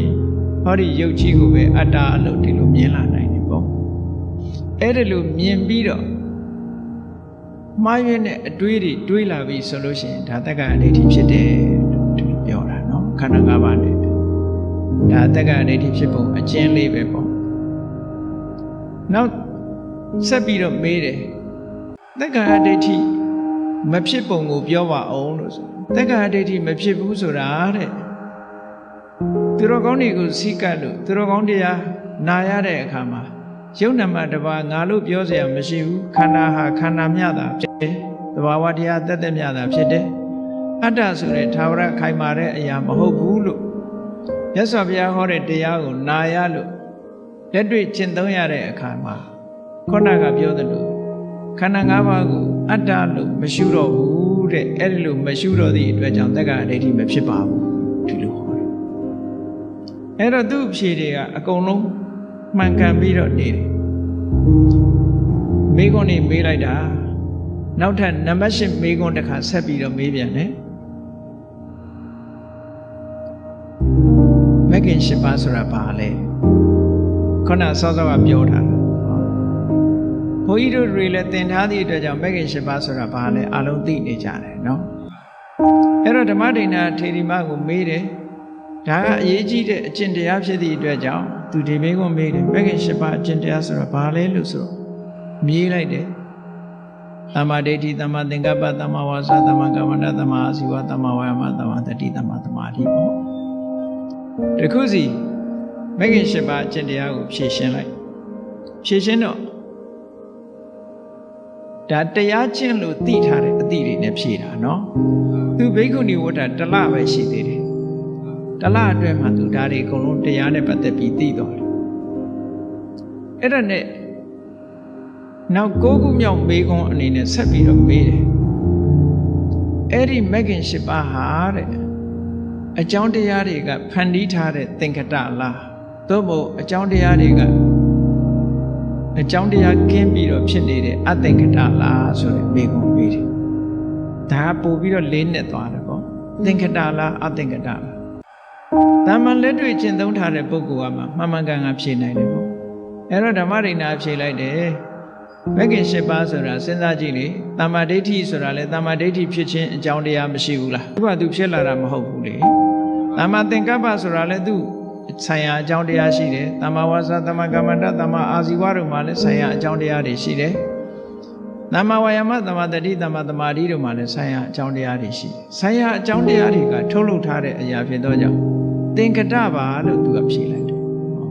ဒီဖြေဟာလည်းပဲမှန်ကန်ပြီးတော့သွားပြန်တယ်ပေါ့အဲ့ဒါနဲ့ဆက်ပြီးတော့မေးတယ်မဂ္ဂင်၈ပါးဟာတဲ့မဂ္ဂင်၈ပါးနဲ့ခန္ဓာ၃မျိုးကိုဖွဲ့စည်းတာလားသို့မဟုတ်ခန္ဓာ၃မျိုးနဲ့မဂ္ဂင်ကိုဖွဲ့စည်းတာလားဆိုတော့ဓမ္မဒိဋ္ဌာဖြေခန္ဓာ၃မျိုးဆိုတာဒီနေရာသီလအစုသမာဓိအစုပညာအစုသီလခန္ဓာသမာဓိခန္ဓာပညာခန္ဓာဆိုတဲ့အစုမဂ္ဂင်၈ပါးနဲ့အဲ့ဒီအစု၃မျိုးကိုပြောတာလားသို့မဟုတ်အစု၃မျိုးနဲ့မဂ္ဂင်ကိုပြောတာလားလို့ဆိုအစု၃မျိုးနဲ့မဂ္ဂင်ကိုပြောတာပါတဲ့အစု၃မျိုးကဘာတော့ဆိုလို့ရှိရင်သမ္မာဝါစာသမ္မာကမ္မန္တသမ္မာအာဇီဝဆိုတဲ့ဒီ၃ခုကသီလနဲ့ဆိုင်တဲ့အစုတစ်စုသမ္မာဝါယာမသမ္မာတတိသမ္မာသမာဓိဒီ၃ခုကသမာဓိနဲ့ဆိုင်တဲ့အစုသမ္မာဒိဋ္ဌိသမ္မာသင်္ကပ္ပဒီနှစ်ခုကပညာနဲ့ဆိုင်တဲ့အစုလို့အဲ့ဒါလို့ရှင်းလင်းခွဲပြီးတော့ဖြေဆိုလိုက်တဲ့အခါကျတော့သိကျေနပ်သွားတယ်ကျေနပ်သွားလို့နောက်ထပ်မေးခွန်းတွေဆက်ပြီးတော့မေးပြန်တယ်ဒါအခြေခံအနေနဲ့သောတပန်ဖြစ်ပြီဆိုတာတဂရကံအဆင့်လောက်ရောက်သွားပြီဆိုတာသူ့စိတ်ထဲမှာတော်တော်ကျေနပ်သွားလို့သူဆက်ပြီးတော့မေးတယ်တမာဓိဆိုတာဘာလဲဒီမေးခွန်းထားမေးတယ်သမာဓိဆိုတာစိတ်ရဲ့တည်ငြိမ်မှုလေးပေါ့စိတ်တတဧကဂတစိတ်ရဲ့အာယုန်တစ်ခုတည်းပေါ်မှာထားနိုင်တဲ့စွမ်းရည်တတ္တိရှိတဲ့သဘာဝတရားလို့ဒီလိုဖြေလိုက်တယ်ဒါလည်းသမာဓိကိုရရှိထားတဲ့ပုဂ္ဂိုလ်ကတိုက်ရိုက်ဖြေဆိုနိုင်တဲ့အဖြေမျိုးပဲပေါ့နော်နောက်တစ်ခုမေးပြန်တယ်သူကသမာဓိကတော့ဧကဂတစိတ်ရဲ့တည်ငြိမ်မှုအာယုန်တစ်ခုတည်းပေါ်မှာထားနိုင်မှုဆိုတာသမာဓိဟုတ်ပြီ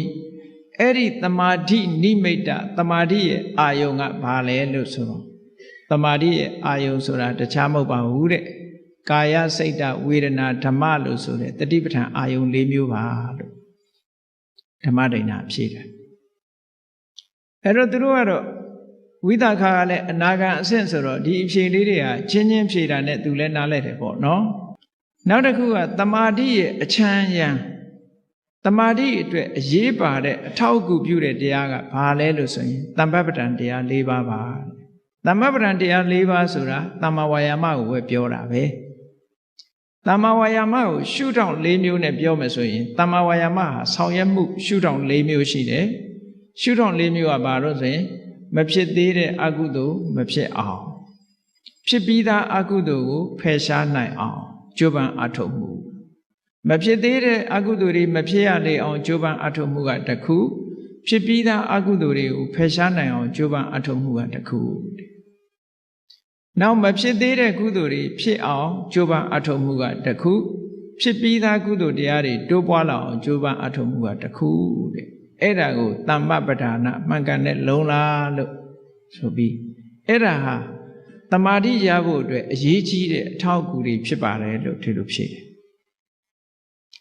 ဒါဖြင့်ရှင်မတမာတိဘာဝနာဆိုတာဘာအရုံးဆိုတမာတိတရားအချိန်ချင်းအာယုန်နဲ့ကပ်ပြီးတော့စိတ်ကလေးကိုတမာတိရအောင်လေ့ကျင့်နေတာဟာတမာတိဘာဝနာပဲကဲဘုန်းကြီးတို့တွေလည်းထွက်လေဝင်လေလေးကိုဥပမာမဲ့မှတ်နေတယ်ဆိုလို့ရှိရင်ဒါတမာတိကိုတိုးပွားနေအောင်လုပ်နေတာပဲလေထွက်လေဝင်လေလေးကိုစုပြီးတော့ရှုနေတယ်ဆိုတာဟာစိတ်ကလေးကိုထွက်လေဝင်လေအာယုန်လေးတစ်ခုပေါ်မှာပဲခိုင်မြဲနေအောင်ကြိုးပမ်းအားထုတ်ပြီးရှုမှတ်ပွားများနေတာတမာတိဘာဝနာပေါ့အဲ့ဒါကိုဖြေလိုက်တော့ကျင့်တတ်ပြီးတော့နောက်ထပ်15ခုမြောက်မေးခွန်းတစ်ခုသူဆက်ပြီးတော့မေးတယ်သင်္ခါရဆိုတာဘယ်နှမျိုးရှိသလဲတဲ့သူမေးတာ သင်္ခါရဘယ်နှမျိုးရှိတုံးဆိုတော့သင်္ခါရဆိုတာ၃မျိုးရှိပါတယ်တဲ့ကာယသင်္ခါရဝစီသင်္ခါရစိတ်တသင်္ခါရ၃မျိုးရှိတယ်မှန်သွားပြီ၃မျိုးရှိတော့အဲ့ဒီ၃မျိုးဟာကာယသင်္ခါရဝစီသင်္ခါရစိတ်တသင်္ခါရ၃မျိုးလို့ဖြေလိုက်တယ်ဖြေလိုက်တဲ့အခါသူကဆက်ပြီးတော့မေးတယ်ဒါဖြင့်ကာယသင်္ခါရဆိုတာဘာခေါ်တာတော့ကာယသင်္ခါရဆိုတာထွက်လေဝင်လေအတ္တတပတ္တတာကိုခေါ်တာပါအတ္တတပတ္တတာကာယသင်္ခါရောထွက်လေဝင်လေကိုကာယသင်္ခါရလို့ခေါ်ပါတယ်တဲ့ဘာဖြစ်လို့ခေါ်တာတော့တဲ့သူကဆက်မေးဒါကထွက်လေဝင်လေဆိုတာဘုန်းကြီးတို့ကစဉ်းစားကြည့်ပေါ့ခန္ဓာကိုယ်နဲ့ဆက်ဆက်နေတာမဟုတ်လားထွက်လေဝင်လေဆိုတာနှာခေါင်းရှိရမယ်အဆုပ်ရှိရမယ်ဟုတ်တယ်မဟုတ်လားနှာခေါင်းနဲ့အဆုပ်မရှိလို့ရှိရင်ရပါမလားနှာခေါင်းပေါက်နဲ့အဆုပ်နဲ့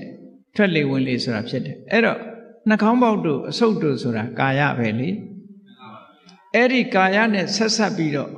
ကာယကိုပြုပြင်နေတဲ့သဘာဝတရားဖြစ်သည့်အတွက်ကြောင့်ထွက်လေဝင်လေကိုကာယသင်္ခါရလို့ဒီလိုခေါ်ပါတယ်ဘုန်းကြီးတို့ဂျာမနီသွားတော့ကကာယသင်္ခါရဆိုတာဘာလဲလို့ဂျာမန်တယောက်ကမေးတော့အေးကာယသင်္ခါရဆိုတာအတ္တတပတ္တတာကိုကာယသင်္ခါရလို့ခေါ်တယ်ဘယ်မှာပါတော့ဆိုအဘိဓမ္မာမှာပါတယ်လို့အဘိဓမ္မာမှာသင်္ခါရယမိုက်ဆိုတာရှိတယ်အဲ့ဒီသင်္ခါရယမိုက်မှာလဲကာယသင်္ခါရဆိုတာအတ္တတပတ္တတာကာယသင်္ခါရလို့ပဲဟောတာသူတို့အနောက်တိုင်းကဥရောပတချို့လူတွေကအဘိဓမ္မာတဲ့သုတ်တံကိုပို့ပြီးတော့ဦးစားပေးခြင်းတယ်ဒါကြောင့်မို့သုတ်တံထဲမှာရောပါလားလို့ဆိုပါတယ်လို့ဟောဒီသုလဝေဒနာသုံးမှာပါတယ်အဲ့ဒီကြမှာသူမေကွန်ရက်သွားနော်အဲ့တော့ကာယသင်္ခါရဟာ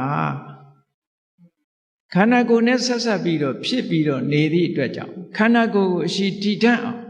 ဒီထွက်လေဝင်လေလေးကခန္ဓာကိုယ်အရှိတည်ထအောင်လုပ်နေတဲ့သဘောလည်းရှိတယ်ဒါကြောင့်မို့လို့ကာယသင်္ခါရခန္ဓာကိုယ်ကိုပြုပြင်တည်ဆောက်ပေးနေတဲ့အရာလို့ဆိုတဲ့အဓိပ္ပာယ်နဲ့ထွက်လေဝင်လေကိုခေါ်တာပါတခြားမခေါ်ဘူးလေနော်ဒါဖြင့်ဝစီသင်္ခါရဆိုတာဘာခေါ်တာတော့ဝစီသင်္ခါရဆိုတာဝိတက်နဲ့ဝိစာရစာလို့ပြောရင်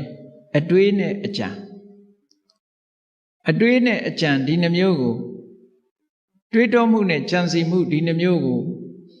ဝစီသင်္ခါရလို့ခေါ်တယ်ဘာဖြစ်လို့တွေးတောမှုနဲ့ကြံစီမှုဝိတက်နဲ့ဝိစာရကိုဝစီသင်္ခါရလို့ခေါ်တာတော့နဲ့ထပ်မေးတော့သူကဖြေတယ်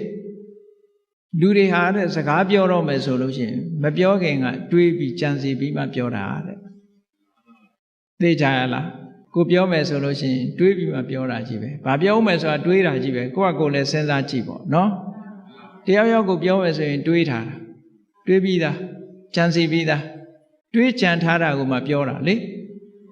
တချို့ကြတော့ပို့ပြီးတော့စကားလုံးရွေးချယ်တာတို့ဘာတို့ဓာတ်တောင်လောက်ရသေးတာပဲလေစကားလုံးပြောမယ်ဆိုရင်အမှတ်တမဲ့ပြောလိုက်လို့ရှိရင်နှုတ်ကကြမ်းကြမ်းထန်ထန်ထွက်သွားတာမျိုးတွေလည်းရှိတယ်စိတ်အနေထားအတိုင်းဒီဝစီခါရဆိုတဲ့အရာဖြစ်သွားတယ်အဲ့တော့တွေးတောမှုနဲ့ကြံစီမှုဒီနှစ်ခုသည်စကားကိုဖြစ်ပေါ်စေတတ်တာဖြစ်သောကြောင့်သူတို့ကိုဝစီသင်္ခါရလို့ခေါ်တာပါတဲ့ဒါဖြင့်ရှင်မနောစိတ်တသင်္ခါရဆိုတာတော့ဘာတော့ဆိုတင်ညာနဲ့ဝေဒနာကိုစိတ်တသင်္ခါရလို့ခေါ်တယ်တင်ညာဆိုတာအာယုန်တစ်ခုကိုမြင်လိုက်ရင်မှတ်ထားတာဝေဒနာဆိုတာအာယုန်နဲ့တွေ့တဲ့အခါအတွေ့အကြုံတစ်ခုရသွားတာခံစားတာလို့ခေါ်တယ်ဟုတ်ကဲ့လားလူတွေမှာတစ်ခါတွေ့ပြီးရင်မှတ်တဲ့သဘောလေးတွေကရှိတယ်လေအဲ့ဒါကိုစိတ်မချတဲ့အခါကျတော့စာရွက်လေးနဲ့ဘောပင်နဲ့မှတ်ထားရှိသေးတယ်ပေါ့မနိုင်တဲ့ဟာကျတော့နိုင်တာကျတော့သူကသူစိတ်ကမှတ်သွားတာနေ့စဉ်နဲ့အမြတ်အမှတ်ဆိုတာရှိတာမှတ်ထားရှိလို့နောက်ပြန်တွေ့တဲ့အခါမြင်တာပေါ့ဒူရင်သီးတစ်ခါမြင်ပြီးရင်နောက်တစ်ခါကျဒူရင်သီးဟောဘာမှတ်ထားတော့ပြင်ဘက်ကစူးတွေလည်းမှတ်ချင်မှတ်ထားမယ်အနံ့လည်းမှတ်ချင်မှတ်ထားအဲ့ဒီဒူရင်သီးအနံ့ကဒီပြင်အသီးကအဲ့ဒီအနံ့မျိုးလာရင်ဒူရင်သီးလိုပဲထင်တော့တာပဲမှတ်ထားတာဟုတ်သူကအဲ့ဒါကြောင့်မလို့တင်ညာတို့ဝေဒနာတို့စိတ်တသင်္ခါရစိတ်နဲ့ဆက်ဆက်ပြီးတော့ဖြစ်ပေါ်လာတဲ့အရာတွေစိတ်နဲ့ဆက်ဆက်ပြီးတော့ဖြစ်တဲ့အရာတွေဖြစ်သောကြောင့်စိတ်တသင်္ခါရလို့ခေါ်ပါတယ်။ဟောဒီမေခွန်းတွေဟာအလုံးဓမ္မနဲ့ပတ်သက်တဲ့မေခွန်းတွေကိုဖြေသွားတယ်။သူမေးတယ်မှာဘာကြောင့်ဆိုတာကိုပါသူတခါတည်းဖြေတယ်နော် ဘာကိုကာယသင်္ခါရခေါ်တယ်လဲဘာကြောင့်ခေါ်တယ်လဲမေခွန်းနှစ်ခုဘာကိုဝစီသင်္ခါရခေါ်တယ်လဲဘာကြောင့်ခေါ်တယ်လဲဘာကိုစိတ်ဓာတ်သင်္ခါရခေါ်တယ်လဲဘာကြောင့်ခေါ်တယ်လဲဆိုတာဒါအသေးစိတ်သူမေးသွားတာအားလုံးမေခွန်းပေါင်း20ပုဒ်ဖြစ်သွားပြီနော်သူမေးတာကဲအဲ့ဒါနဲ့ပတ်သက်ပြီးနောက်တိတ်အဆင့်တန်းမြင့်သွားပြီဒီအဆင့်တွေကဘာနဲ့ပတ်သက်လာတော့ဆိုလို့ရှိရင်ခုနကသောတာပန်တဂရဂံနေဖြေနိုင်တဲ့မေခွန်းတွေကိုသူမေးသွားပြီးတော့အခုမေးတဲ့မေခွန်းကြတော့အနာဂံတို့ယဟန္တာတို့ဖြစ်မှဖြေနိုင်တဲ့မေခွန်းသူမေးတော့သူကတော့ယဟန္တာမဖြစ်သေးဘူးသူမေးတဲ့မေခွန်းကအနာဂံအဆင့်မေးမဲ့မေခွန်းပေါ့နော်ဝိသခတကကြီးကလည်းအမတန်ပါရတယ်သူကဓမ္မမေခွန်းတွေကိုမြင့်လိုက်တာသူက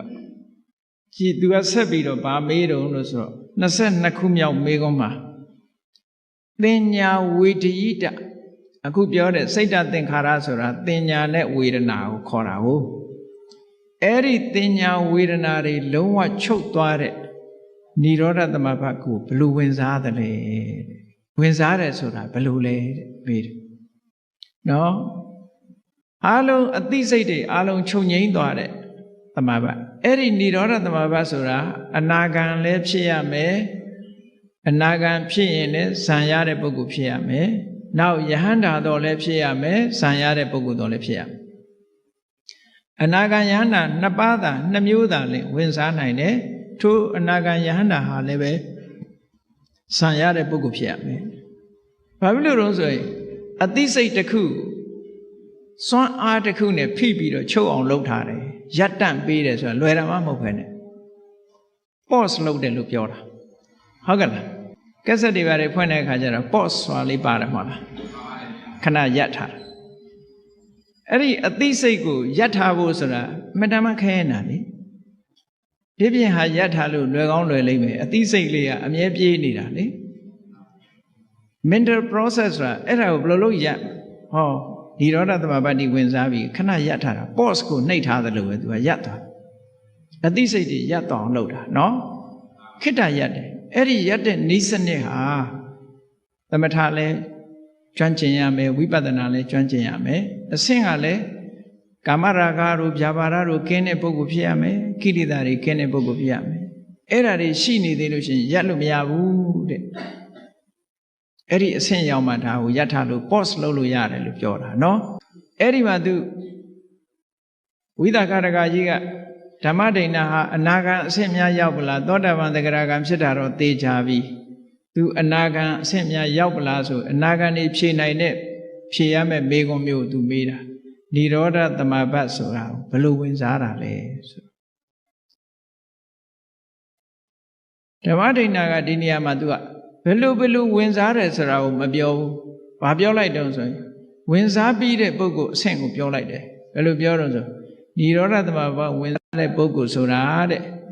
ငါនិရောဓသမဘတ်ဝင်စားမယ်ဆိုတဲ့အတွေးလည်းမရှိဘူး။ဝင်စားနေတယ်ဆိုတဲ့အတွေးလည်းမရှိဘူး။ဝင်စားခဲ့တယ်ဆိုတဲ့အတွေးလည်းမရှိဘူးဆိုစိတ်မရှိဘူးလို့ပြောလိုက်တာပဲဒါ။ဟုတ်ကဲ့လား။និရောဓသမဘတ်ရောက်နေတဲ့ပုဂ္ဂိုလ်တယောက်ဟာငါဝင်စားမယ်ဆိုတာလည်းမရှိဘူးဝင်စားနေတယ်ဆိုတဲ့အတွေးလည်းမရှိဘူးဝင်စားခဲ့တယ်ဆိုတဲ့အတွေးလည်းမရှိဘူးဟောအဲ့ဒီပုဂ္ဂိုလ်အဲ့ဒါဟာនិရောဓသမဘတ်ဝင်စားနေတာပဲလို့ပြောဆိုလိုတာကအသိစိတ်တွေလုံးဝချုပ်သွားပြီလို့ပြောတာပေါ့နော်ကဲထပ်ပြီးတော့မေးတယ်ခုနကသင်္ခါရတွေနဲ့ဆက်ပြီးတော့និရောဓသမဘတ်ဝင်စားလို့ရှိရင်တဲ့ကာယသင်္ခါရဝစီသင်္ခါရစိတ်တသင်္ခါရဒီသုံးမျိုးတွေကဘယ်ဟာအရင်ချုပ်တာတော့တဲ့သူကမေးတယ်ဒါလည်းတရားနာပရိသတ်တွေစဉ်းစားကြည့်ပေါ့တရားထုတ်နေလို့ရှိရင်ကဲဝစီသင်္ခါရဆိုတာစကားပြောနေတာဟုတ်လားစိတ်တသင်္ခါရဆိုတာတွေးနေတာကာယသင်္ခါရဆိုတာအသက်ရှူနေတာဒါအချင်းချုပ်ကလေးဒီလိုမှတ်ကြည့်လိုက်និရောဓသမဘတ်ဝင်စားနေတဲ့ပုဂ္ဂိုလ်ဟာဘယ်သင်္ခါရအရင်ချုပ်မလဲစဉ်းစားကြည့်ပေါ့ဘယ်ဟာအရင်ချုပ်မယ်ထင်စကားပြောတာအရင်မချုပ်ပေဘူးလားစကားပြောနေမယ်ဆိုရင် तू ဘယ်និရောဓသမဘတ်ဝင်စားလို့ရမလဲအဲ့ဒါကြောင့်ဝစီသင်္ခါရကအရင်ချုပ်တယ်ပြီးတော့မှကာယသင်္ခါရချုပ်တယ်အသက်ရှူတာချုပ်တယ်ပြီးတဲ့အခါကျတော့မှအသိစိတ်တွေချုပ်တယ်ဟောအဲ့ဒီနံပါတ်စဉ်နဲ့သွားတယ်ဒါအကြမ်းမြင်တွေးကြည့်ပေါ့နော်ဝစီသင်္ခါရကအရင်ချုပ်တယ် နောက်ပြီးတော့ကာယသင်္ခါရဆိုတဲ့အသက်ရှူမှုချုပ်တယ်နောက်ပြီးတော့စိတ်ဓာတ်သင်္ခါရလို့ဆိုတဲ့မှတ်သားမှုနဲ့ခံစားမှုချုပ်သွားတယ်ပေါ့ဒီလိုဆိုလို့တယ်နော်အဲ့ဒီမိကုံးကလည်းဓမ္မဒိဏထေရီမှာဖြေလိုက်တယ်ကဲကောင်းပြီនិရောဓသမဘကထတယ်ဆိုတာဘယ်လိုလဲထတယ်ဆိုတာဇံကိုရုပ်သိမ်းလိုက်တာရပ်တန့်လိုက်တာပေါ့ခုနကစိတ်ကို pause လုပ်ထားတာကိုပြန်ပြီးတော့ခလုတ်ဖြုတ်လိုက်တာပေါ့အဲ့လိုဖြုတ်လိုက်လို့ရှိရင်ဘယ်လိုဖြုတ်တာလဲလို့မေးတဲ့အခါကျတော့အေးនិရောဓသမဘကထတဲ့ပုဂ္ဂိုလ်ဟာလည်းပဲတဲ့ငါនិရောဓသမဘဝင်စားအောင်မယ်ဆိုတာလည်းအတွေးမရှိဘူးဝင်စားနေတယ်ဆိုတဲ့အတွေးလည်းမရှိဘူးဝင်စားခဲ့တယ်ဆိုတဲ့အတွေးလည်းမရှိဘူးတဲ့ဒီသုံးမျိုးပဲပြောတယ်ပြန်ပြီးတော့ဘာဖြစ်လို့လဲဆိုတော့និရောဓသမဘကထလိုက်တဲ့ပုဂ္ဂိုလ်မှာအနာဂံဆိုလို့ရှိရင်အနာဂါမိဖို့စိတ်ကဝင်လာတာချက်ချင်းဖြစ်တယ်အဲ့ဒီအနာဂါမိဖို့စိတ်ရဲ့အာယုံကနိဗ္ဗာန်သာဖြစ်တယ်တခြားမတွေ့ဘူးဟုတ်ကဲ့လားယဟန္တာဆိုလို့ရှိရင်ရတ္တဖို့စိတ်ကလေးပေါ်လာတယ်အဲ့ဒီရတ္တဖို့စိတ်ကလေးဟာနိဗ္ဗာန်ကိုအာရုံပြုတယ်ဒါကြောင့်မို့ခုနအတွေ့တွေရှိနိုင်ပါမလားရှိနိုင်ဘူးအဲ့ဒါကို तू ကလက်တွေ့နဲ့ရှင်းပြီးတော့ပြလိုက်တာကဲနောက်ပြီးတော့မေးတယ်និရောဓသမဘကထလာတဲ့ပုဂ္ဂိုလ်မှာတဲ့និရောဓသမဘကိုရုပ်သိမ်းရပ်တန့်လိုက်တဲ့ပုဂ္ဂိုလ်မှာတဲ့ကာယသင်္ခါရဝစီသင်္ခါရစိတ်ဓာတ်သင်္ခါရဘယ်သူစဖြစ်မလဲဘယ်ဟာကစဖြစ်တာတော့သူမေးလိုက်တယ်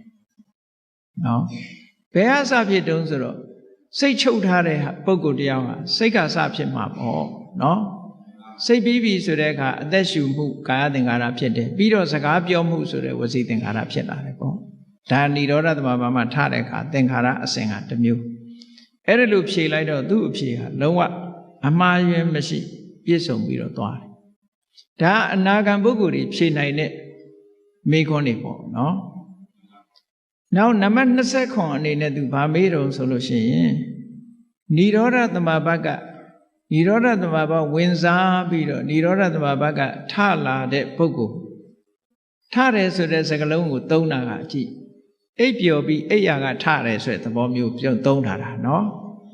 သမဘဝင်စားပြီးသမဘကထလာတဲ့ပုဂ္ဂိုလ်မှာတဲ့သူ့စိတ်လေးဟာဘယ်ကိုညွတ်နေတော့ဒါလေးကိုမေးတယ်ခုနတုန်းကစိတ်တွေရပ်တန့်ထားတာကိုအဲ့ဒီရပ်တန့်ထားတဲ့စိတ်ကလေးပြန်ပေါ်လာတဲ့အခါကျတော့ဒီစိတ်ကလေးကဘယ်နေရာမှာ तू သွားနေတယ်တော့ तू ကဘယ်ပေါ်မှာညွတ်နေတော့ဘယ်မှာပျော်မွေ့နေတော့လို့မေးတဲ့အခါကျတော့ဝိဝေကနေနာတဲ့သင်္ခါရတရားတွေကင်းစိတ်မှုပေါ်မှာငြိမ် तू ကညွတ်နေတယ်ဆိုလိုတာကဝိဝေကဆိုတာဥပရိဝိဝေကဆိုလို့ရှိရင်နိဗ္ဗာန်ကိုရည်ညွှန်းတာမျိုးပဲနော်အဲ့တော့သင်္ခါရတရားတွေလုံးဝချုပ်သွားစိတ်တွေလုံးဝချုပ်သွားတဲ့ပုဂ္ဂိုလ်တရားပြန်ပြီးတော့အဲ့ဒီစိတ်တွေချုပ်သွားရကနေပြန်ပေါ်လာတဲ့အခါကျတော့သူ့စိတ်လေးဟာအဲ့ဒီချုပ်ငြိမ်းသွားတဲ့အနေအထားပေါ်မှာညွတ်နေမှာပေါ့အိယာကထတဲ့အခါကျတော့ဘာတွေဖြစ်ပြန်အိတ်ချင်စိတ်ကလေးတွေဖြစ်နေတယ်ထမကြီးနော်အဲ့ဒါလို့ဝိဝေကနေနဝိဝေကပောနဝိဝေကပပ္ပရကင်းစိတ်မှုဆိုတဲ့ဝိဝေကသဘာဝတရားပေါ်မှာစိတ်ဟာညွတ်နေပါတယ်ဒီလိုဖြေတယ်ဒါက29နံပါတ်မေခွန်းရဲ့အဖြေ28ကျတော့ဘာဖြေလဲဆို तू ကအနာဂံဆိုတော့ तू ဒီအဆင့်နဲ့ပဲ तू ကုန်ပြီဒါပေမဲ့ तू ကရှေ့ဆက်ပြီးတော့မေးသေးတယ် तू နော် तू ကျင့်တတ်နေပြီမေခွန်းရဲ့အဖြေကိုကျင့်တတ်နေပြီတကယ်ဓမ္မဒိဏဟာအနာဂံတော့ဖြစ်နေလောက်ပြီဆိုတာ तू ဆုံးဖြတ်ချက်ချသွားအဲ့ဒီမှာ तू ဘာတွေဆက်မေးတော့ဆိုဝေဒနာဘယ်နှမျိုးရှိတော့နဲ့အဲ့ဒါမေးတယ်ဝေဒနာဘယ်နှမျိုးရှိတော့လို့ဆိုဝေဒနာ3မျိုးရှိတယ်တဲ့ဘာဝေဒနာတွေတော့ဆိုဒုက္ခဝေဒနာဒုက္ခဝေဒနာအဒုက္ခမဒုက္ခဝေဒနာဒုက္ခဝေဒနာဆိုတာကိုယ်ရောစိတ်ရောချမ်းသာမှုအစဉ်ပြေမှုဒုက္ခဝေဒနာဆိုတာကိုယ်ရောစိတ်ရောမချမ်းသာမှုအစဉ်မပြေမှုအဒုက္ခမဒုက္ခဝေဒနာဆိုတာအစဉ်ပြေတာလည်းမဟုတ်ဘူးအစဉ်မပြေတာလည်းမဟုတ်ဘူးဆင်းရဲတာလည်းမဟုတ်ဘူးချမ်းသာတာလည်းမဟုတ်ဘူးဆိုတဲ့ဝေဒနာအဲ့ဒီဝေဒနာ3မျိုးတဲ့နော်အဲ့ဒီလိုပြောပြီးတော့ဒုက္ခဝေဒနာဆိုတာဘာလဲတဲ့ဒုက္ခဝေဒနာဆိုတာတဲ့ခန္ဓာကိုယ်မှာ ခန္ဓာကိုယ်မှာရုပ်ခန္ဓာမှာအစဉ်ပြေတာရဲ့စိတ်ထဲမှာအစဉ်ပြေနေတာရဲ့ဒါကိုဒုက္ခဝေဒနာလို့ခေါ်တယ်ဟုတ်ကလားနေရထိုင်ရခန္ဓာကိုယ်မှာရုပ်ခန္ဓာကိုယ်ကြီးမှာအစဉ်ပြေနေတယ်စိတ်ထဲမှာအစဉ်ပြေနေတယ်ဒါကိုဒုက္ခဝေဒနာခေါ်တာပဲအဒုက္ခဝေဒနာဆိုတာဘာတော့ရုပ်မှာနန္တရားခန္ဓာကိုယ်ပေါ်မှာစိတ်ထဲမှာအစဉ်မပြေဖြစ်နေတာတင်းကျပ်နေတာခံစားနေရတာဒုက္ခဝေဒနာအဒုက္ခမဒုက္ခဝေဒနာဆိုတာအဲ့လိုခန္ဓာကိုယ်ပေါ်မှာရောစိတ်မှာရောကာယစိတ်ဓာတ်ပေါ်မှာအစဉ်ပြေတာလည်းမဟုတ်ဘူးအစဉ်မပြေတာလည်းမဟုတ်ဘူးလို့တခုစီရှင်းလင်းပြီးတော့ဖြေလိုက်တော့သူကျေနပ်သွားတယ်အဲ့ဒီအဖြေကိုလည်းအဲ့ဒီမှာဒုက္ခဝေဒနာထပ်ပြီးတော့မေးတယ်ဒုက္ခဝေဒနာဟာဘယ်အခါမှာဒုက္ခဖြစ်ပြီးဘယ်အခါမှာဒုက္ခဖြစ်တုံးတဲ့ဒီနော်ဒုက္ခဝေဒနာပါလို့ဆိုမှဘယ်အခါမှာဒုက္ခဖြစ်ပြီးဘယ်အခါမှာဒုက္ခဖြစ်တုံးဆိုတဲ့မေးခွန်းမေးထားတာနော်အဲ့ဒီမှာဒုက္ခဝေဒနာဆိုတာတဲ့ထိတိဒုက္ခသူရှိနေတဲ့အချိန်မှာချမ်းသာတယ်တဲ့ဝိပရိနာမဒုက္ခသူပျောက်သွားပြီပြောင်းလဲသွားပြီဆိုဆင်းရဲတယ်ဟုတ်တာပေါ့နော်လူတယောက်ပြောနေတဲ့အချိန်လေးပဲချမ်းသာတယ်လို့ပြောတာလေအဲ့ဒီပြောရှင်မှုလေးပျက်စီးသွားတယ်ပျောက်သွားရင်ချမ်းသာပါအောင်မလားမချမ်းသာဘူးအဲ့ဒါကြောင့်မလို့ဒုက္ခဝေဒနာဆိုတာထိတိဒုက္ခရှိနေတုံးချမ်းသာတယ်ပျောက်သွားလို့ရှိရင်ဆင်းရဲတယ်ဒုက္ခဖြစ်သွားတယ်ပေါ့ဒါဖြင့်ဒုက္ခဝေဒနာကရောချမ်းသာတယ်ဆိုတာဘာလဲဆင်းရဲတယ်ဆိုတာလည်းပါဒုက္ခဝေဒနာမှာလည်းပဲချမ်းသာတာရှိသေးတယ်ဘယ်လိုရှိတာတော့ဆိုဒုက္ခဝေဒနာသည်ရှိနေတုံးတော့ဒုက္ခဝေဒနာပျောက်သွားပြီဆိုရင်ချမ်းသာမရဘူးလားဆိုပါစို့သွားကြိုက်တယ်ဆိုကြိုက်နေတဲ့အချိန်မှာဒုက္ခပဲဆေးလေးစားလိုက်လို့အဲ့ဒီကြိုက်နေတာလေးပျောက်သွားရင်ဒုက္ခဖြစ်သွားတာအဲ့ဒီသဘောကိုပြောတာနော်နောက်ဥပိ္ပခဝေဒနာရောတဲ့ဘယ်လိုလဲလို့ဥပိ္ပခဝေဒနာကြတော့သိလို့ရှိရင်ချမ်းသာတယ်တဲ့မသိလို့ရှိရင်ဆင်းရဲတယ်ဒီအဖြစ်မျိုးပြောတာညာနာဒုက္ခအညာနာဒုက္ခဥပိ္ပခဝေဒနာဆိုတာလူကသိခဲ့တယ်သိနိုင်ခဲ့တယ်အနုမာနညာနဲ့သာသိရတာချမ်းသာတာနဲ့ဆင်းရဲတာနှမျိုးသာသိတယ်ထိုချမ်းသာတာလည်းမဟုတ်ဆင်းရဲတာလည်းမဟုတ်ဘူးဈာခံစားမှုဆိုတာတတိမထားရင်လုံးဝသိနိုင်တဲ့အစွမ်းမရှိဘူးဒါကြောင့်မို့သိရင်ချမ်းသာတယ်မသိလို့ရှိရင်မချမ်းသာဘူးလို့ဒီလိုဖြေလိုက်တယ်နော်သိမှချမ်းသာတယ်ကဲအဲ့ဒီမှာဆက်ပြီးတော့သူမေးတယ်ဒုက္ခဝေဒနာမှာဘာအနုတ္တယကိန်းတယ်လေတဲ့နောက်တစ်ခုမေးကုန်ဘာအနုတ္တယကိန်းမလဲဒုက္ခဝေဒနာဆိုတာဘုန်းကြီးတို့တွေကိုယ့်ကိုယ်စဉ်းစားကြည့်ပျော်ရွှင်စရာကျေနပ်စရာပေါ်လာတာနဲ့တပြိုင်နက်အဲ့ဒီပျော်ရွှင်မှုကျေနပ်မှုပေါ်မှာတွေ့တာမှုလေးမရှိဘူးလားရှိတယ်တွေ့တာအဲ့တော့တွေ့တာတဲ့စိတ်ကလေးကဒါမျိုးလေးရရင်ဒီစိတ်ကလေးပြန်ပေါ်တယ်ပေါ့ဟုတ်ကဲ့လားအဲ့ဒါကြောင့်မို့လို့ဘာကိန်းတာတော့ဆိုရာဂနုတ္တယကိန်းတယ်အတွေ့တာလေးကိန်းသွားတယ်ပေါ့မျက်စိကမြင်လို့နှစ်သက်စရာလေးတွေ့တယ်ချမ်းသာတယ်အဲ့ဒီချမ်းသာမှုလေးကိုနောက်ထပ်လိုချင်တယ်တွေ့တာမှုဆိုတဲ့ရာဂနုတ္တယလေးကိန်းသွားတယ်ဒုက္ခဝေဒနာကြတော့မုန်းတိတယ်မို့လားတချို့ကယောဂဝေဒနာဖြစ်ရင်ကိုယ့်ကိုယ်တော်ပြန်ထူကြရိုက်ကြလုပ်သေးတယ်လေအ ਨੇ ဆုံးတော့သေလိုက်ပါတော့ဟဲ့ပြောတဲ့လူကရှိသေးတယ်ဟုတ်ကဲ့လားအဲ့ဒီတော့သူ့စိတ်ထဲမှာဘာဖြစ်နေတုံးဒုက္ခဝေဒနာကြုံတဲ့အခါမှာဘာဖြစ်နေတုံးဆိုရင်ဒေါသတွေဖြစ်မနေဘူးလားဒါကြောင့်မို့ဒုက္ခဝေဒနာပေါ်မှာပဋိက္ခဏုတ္တယကိန်းတယ်တဲ့ဒေါသကိန်းတယ်ပေါ့နောက်ဓာမျိုးဖြစ်ရင်ဒေါသထွက်မှာပဲနောက်ဓာမျိုးဖြစ်ရင်ဒေါသထွက်မှာပဲသူကနော်အနုတ္တယဆိုတာကအကြောင်းဆုံးလာလို့ရှိရင်ဖြစ်လာမဲ့အနေအထားတစ်ခုကိုပြောတာအနုရူပံကာရဏံလဘိတ္တဝဥပ္ပစ္စတိနော်သင်လျော်တဲ့အကြောင်းဆုံးပြီးသွားလို့ပေါ်လာတဲ့သဘောကိုပြောတာအဒုက္ခမဒုက္ခဝေဒနာပေါ်မှာတော့ဘာအနုတ္တယကိန်းတုံးဆိုတော့အဝိဇ္ဇာအနုတ္တယကိန်းတယ်ဘာလို့ဆိုသိမှမသိလိုက်တာဟုတ်မသိလိုက်တာလည်းပဲအဝိဇ္ဇာနုတ္တယပဲဒါကြောင့်မို့လို့ကမ္မထမ်းရှုမှတ်တဲ့အခါမှာမရှုမှတ်နိုင်လို့လွတ်သွားပြီဆိုလို့ရှိရင်အဝိဇ္ဇာနုတ္တယတွေကိန်းတယ်လို့ပြောတာ ဒါလည်းစသိနေရမယ်မသိလိုက်ဖဲနဲ့ဒီတိုင်းလွတ်လိုက်ပြီဆိုလို့ရှိရင်အဲ့ဒီပေါ်မှာအဝိဇ္ဇာဖြစ်သွားတယ်ပေါ့ဒါမို့အဒုက္ခမဒုက္ခဝေဒနာမှာအဝိဇ္ဇာနုတ္တိယဂိမ်းတယ်လို့ဒီလိုဖြေတယ်ဒါဖြင့်ဒုက္ခဝေဒနာနဲ့ပတ်သက်ပြီးတော့ဘာနုတ္တိယကိုပယ်ဖို့လိုတော့ဆိုရင်ဒုက္ခဝေဒနာနဲ့ပတ်သက်လာလို့ရှိရင်တွေ့တာမှုဆိုတဲ့ရာဂနုတ္တိယပယ်ဖို့လိုတယ်အဲ့ဒါမပယ်နိုင်လို့ရှိရင်ဘုန်းကြီးတို့တွေဟာဟောဒီဒုက္ခလာတိုင်းရာဂဖြစ်နေမှာပဲဒုက္ခဝေဒနာမှာပဋိက္ခဏုတ္တိယကိုပယ်ရမယ်ဒေါသအဒုက္ခမဒုက္ခဝေဒနာမှာအဝိဇ္ဇာနုတ္တိယကိုပယ်ရမယ်မပယ်နိုင်လို့ရှိရင်ဒါတွေထပ်ဆင့်ပြီးတော့လာနေမှာပဲလို့ဒီလိုဆိုလိုတယ်အဲ့ဒါတွေကိုမေးခွန်းတွေကိုမေးလိုက်တာအဲ့လိုဖြေတယ်အဲ့တော့နောက်တစ်ခုထပ်ပြီးတော့မေးတယ်ဒုက္ခတိုင်းမှာရာဂနုတ္တိယပယ်ဖို့လိုသလားတဲ့ဒုက္ခဆိုတာကအမတန်မှကျယ်ပြန့်နေနော်ရာဂဖြစ်တဲ့ဒုက္ခရှိတယ်လို့ရာဂမဖြစ်တဲ့ဒုက္ခရှိသေးတယ်ကာမဂုဏ်အာယုန်တွေကိုအကြောင်းပြုပြီးစိတ်ထဲမှာကျေနပ်နေတာကြတော့ရာဂမဖြစ်ပေဘူးလားဖြစ်တယ်အဲ့ဒါလို့မဟုတ်ဘဲနဲ့ဇန်ချမ်းသာတစ်ခုကိုရပြီးတော့တမာတိစွမ်းအားနဲ့ထိုပေါ်မှာစိတ်ကျေနပ်နေတာကြတော့ခဏရာဂမဖြစ်ဘူးသူကနော်အဲ့ဒါလို့ဆိုတယ်အဲ့တော့ဒုက္ခမှာရာဂနုတ္တိယပယ်တယ်ဆိုတော့ဒုက္ခတိုင်းမှာပယ်ရမှာလားဆိုတော့မဟုတ်ဘူးတခါဒုက္ခဝေဒနာတိုင်းမှာပဋိက္ခနုတ္တိယပယ်ရမှာလားဆိုဒုက္ခဖြစ်တိုင်းပဋိက္ခနုတ္တိယဖြစ်တာမဟုတ်ဘူးပေါ့အဲ့ဒါကြတော့ဒုက္ခတိုင်းမှာလည်းပဋိက္ခနုတ္တိယပယ်ရမှာမဟုတ်ဘူးအဒုက္ခမဒုက္ခဝေဒနာတိုင်းမှာလည်းပဲအဝိဇ္ဇာနုတ္တိယကိုပယ်ရမှာမဟုတ်ဘူးသူ့နေရာနဲ့သူပေါ့အဆင့်ဆင့်ရှိတယ်လို့ဒီလိုဖြေတယ်ကဲနောက်မေးတယ်ဒုက္ခရဲ့ဆန့်ကျင်ဘက်ကဘာလဲတဲ့သူမေးတယ်ဒီမေးခွန်းတော့ဖြေနိုင်လောက်ပါတယ်เนาะတရားနာတယ်ဒုက္ခရဲ့ဆန့်ကျင်ဘက်ကဒုက္ခပေါ့ဟုတ်ကဲ့